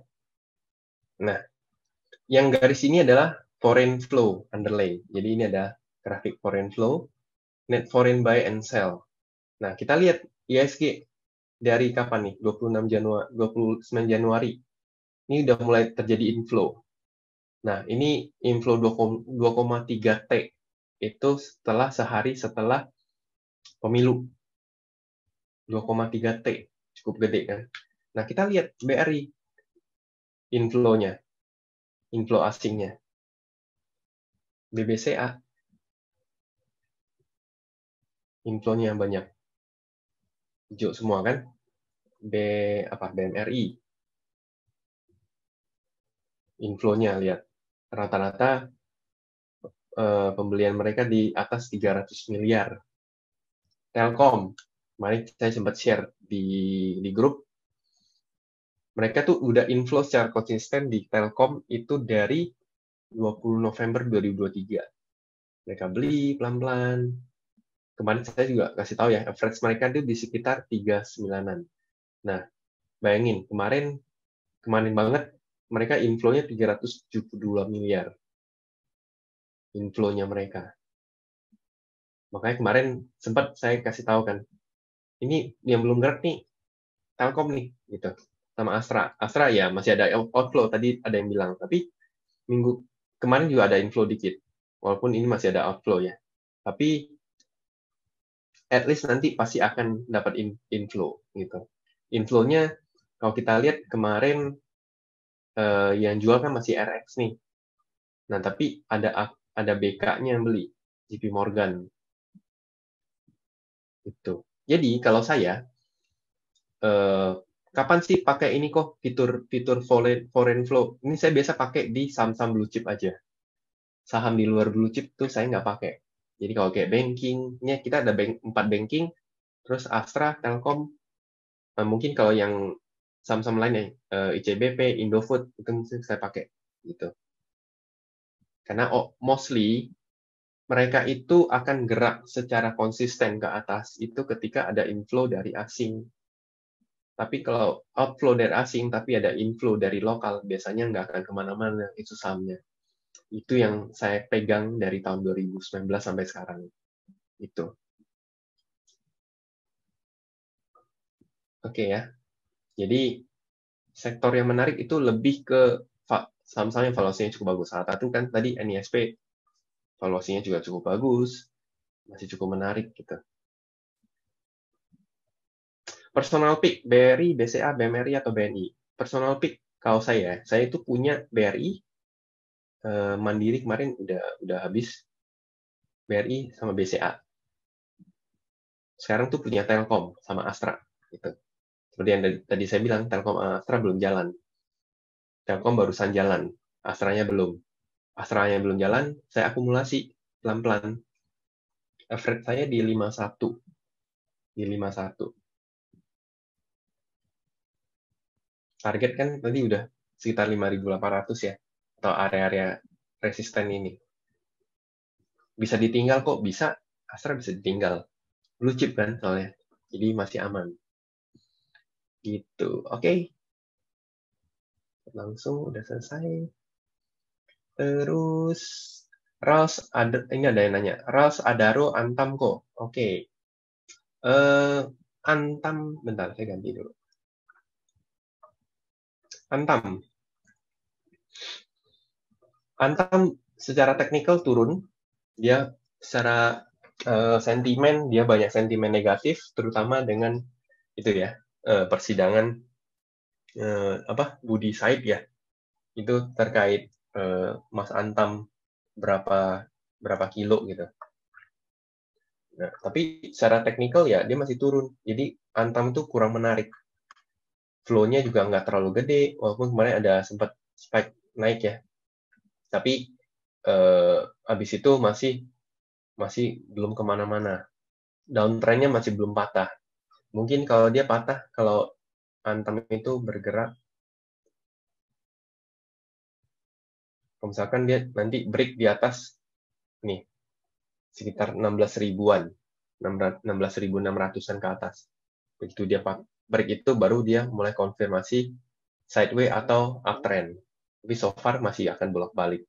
Antam masih cenderung akan berat lah, masih agak susah. Saya nggak gitu terlalu suka sama Antam karena tradingnya susah.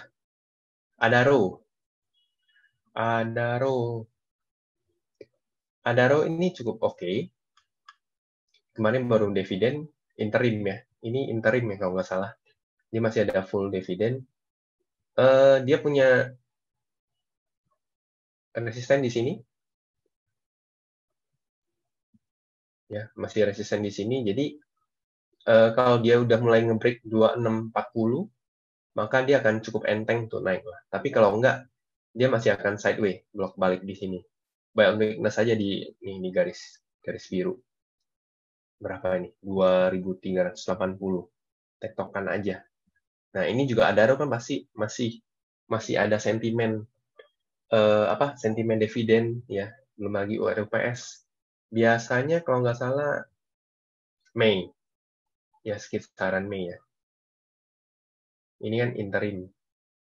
Ini interim kan? Next date. Ya, umumnya mereka akan, ya ini interim. Umumnya mereka akan full dividennya tuh di Mei. Itu, nah, itu boleh diperhatiin. RALS ini agak. Nah, RALS kemarin udah sempat naik, tapi turun lagi. Kalau mau lihat ini ada sedikit resisten ya. RAL secara fundamental juga sekarang terpukul ya sama produk-produk lokal gitu-gitu. Setahu saya dekat-dekat sini tuh Ramayananya sudah nggak terlalu rame seperti sebelum-sebelumnya. Karena apa? Karena sekarang belanja online, TikTok Shop. Bayangin aja TikTok Shop sekarang udah seberapa murah. Iya kan? Nah, ini juga nge-trigger pasarnya memproyeksi ya RAL susah untuk secara bisnisnya berkembang gitu. Gitu ya. Jadi Rals Adaro mungkin Adaro masih menarik sih Pak Fandi ya. Masih cukup oke, mungkin boleh diperhatiin. Tapi kalau Antam tuh rada agak susah gitu. Rals nggak bakal kemana-mana. Oke ya. Ang Juni Indra, INTP reviewnya gimana kok? Apakah bisa untuk long term?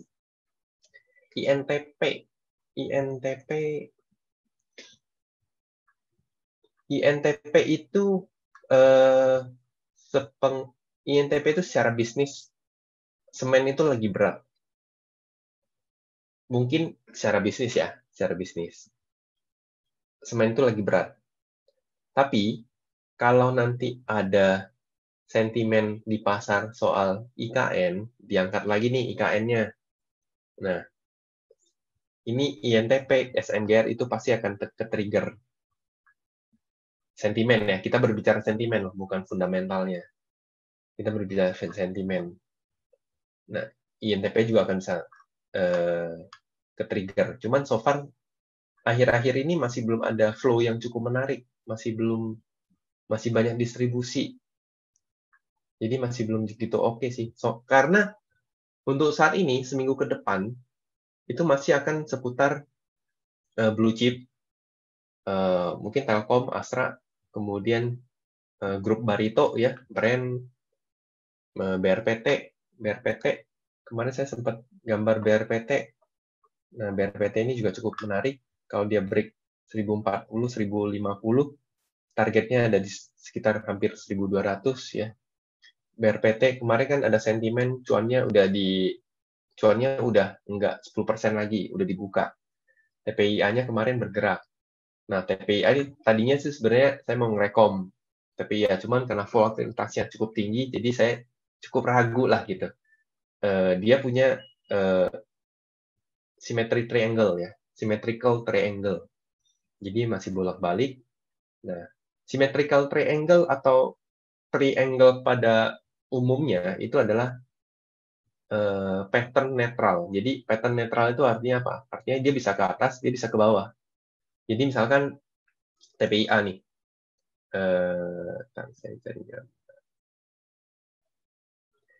TPIA itu bisa gini. Kalau dia break bisa ke atas, kalau dia jebol bisa ke bawah. Nah, kalau jebol dia bisa ke 1000-an. Tapi kalau dia break up bisa ke 8 ribuan. Nah, itu pattern triangle itu rata-rata netral. Jadi teman-teman harus punya dua asumsi. Itu. Oke. Sejam langsung. Sentimen Lebaran tahun ini bagaimana kok? Terima kasih. Sentimen tahun ini ya. Kalau kita lihat, paling consumer biasanya tuh punya di market kita umumnya ya, punya pattern Januari, Februari sampai Maret itu banking. Karena apa? Karena ada sentimen dividen. Kan biasanya ke pembagian dividen Mandiri, BRI, BNI itu kan biasa di Maret kan.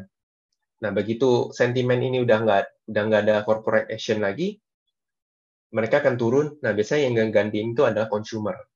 ICBP, INDF, itu mereka akan gantian ya. Mayora, mungkin ULTJ, sentimen susu gratis, makan siang gratis, nggak tahu kan.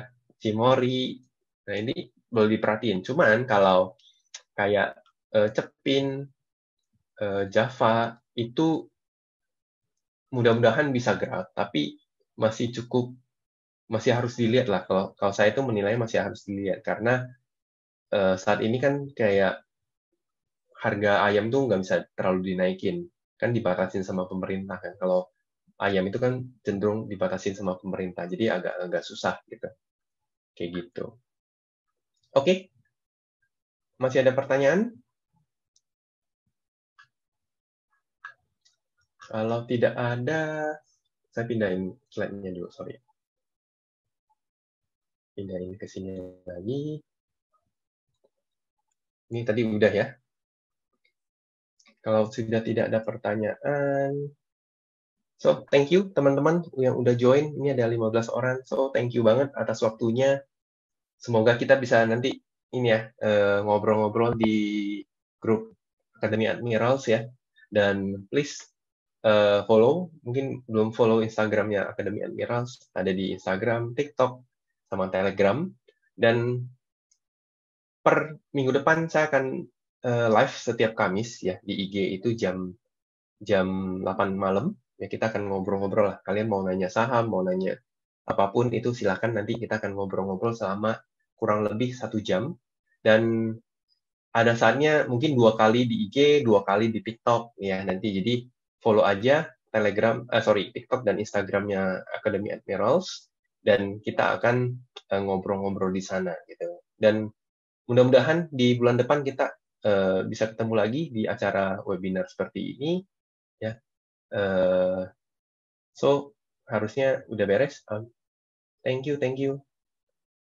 So saya akhiri aja pertemuan ini kalau sudah tidak ada pertanyaan. Thank you semua ya. Kita akhiri aja ya.